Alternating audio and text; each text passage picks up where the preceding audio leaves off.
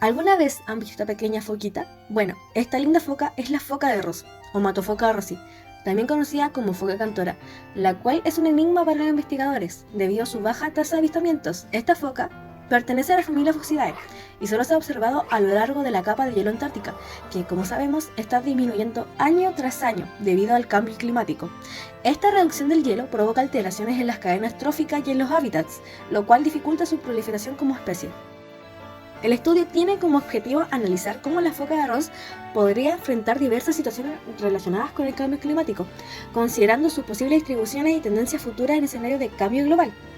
También se enfoca en la dependencia de la foca de Ross y el hielo, y cómo podemos ayudar en su conservación modelando el hábitat durante el periodo crítico para su supervivencia, el cual es el tiempo de cría y muda. Especie de estudio. La foca de Ross es una especie solitaria, que viaja a largas distancias. Su dieta principal incluye cefalópodos y peces invertebrados. La reproducción de aquella ocurre entre octubre y noviembre.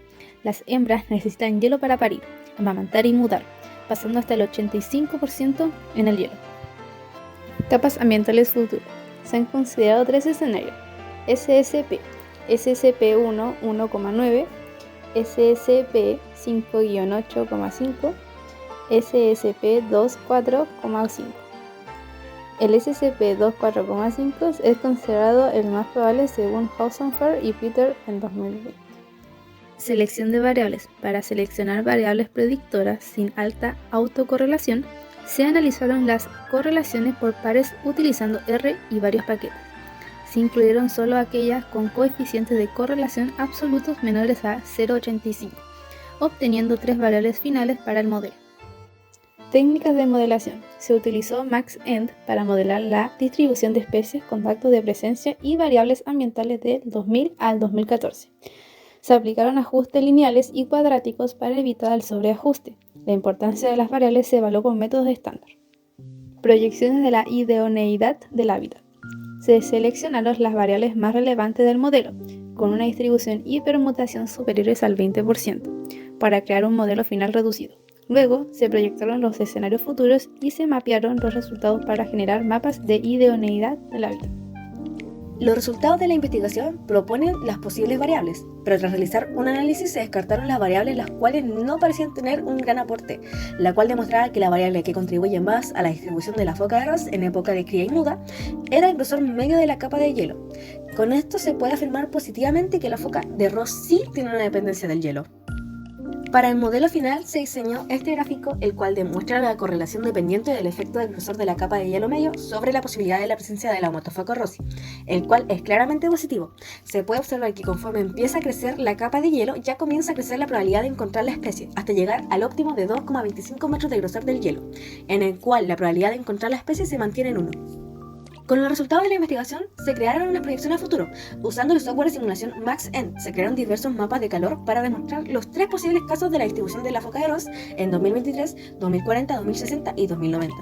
Esta es la posible distribución actual de la foca de Ross según los datos registrados y su simulación en 2023.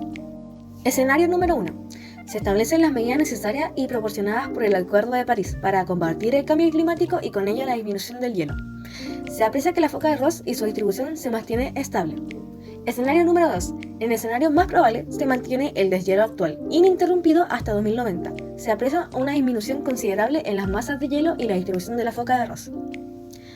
Escenario 3. El escenario más negativo, en donde no se siguen las medidas de sostenibilidad proporcionadas. Se ve una reducción radical en la distribución de la especie y con ello el hielo.